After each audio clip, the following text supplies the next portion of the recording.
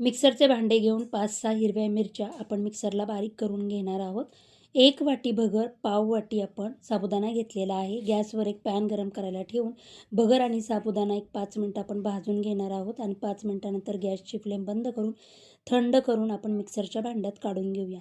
छान असं आपण भगरचं पीठ तयार करून घेतलेलं आहे. त्याच्यामध्ये आता हिरव्या मिरचीचा ठेचा, चवीनुसार मीठ, 2 उकडलेले बटाटे आपण किसून टाकून घेणार आहोत. कारण बटाट्यांमुळे छान असं आपलं थालीपीठ मऊसर होतं आणि थालीपीठाला बाइंडिंग देखील येतं.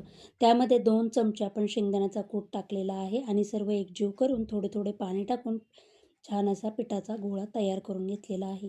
आता पोळपाटावर ओला रुमाल टाकून आपण थालीपीठ थापून घ्यायचं, त्याला होल पाडून घ्यायचे आणि गरम तव्याला आपण साजूक तूप किंवा तेल लावून घेऊया. त्याच्यावर हे थालीपीठ टाकून दोन्ही बाजूनी छान क्रिस्पी असं भाजून घेणार आहोत. आपलं उपवासाचं थालीपीठ तयार झालं आहे.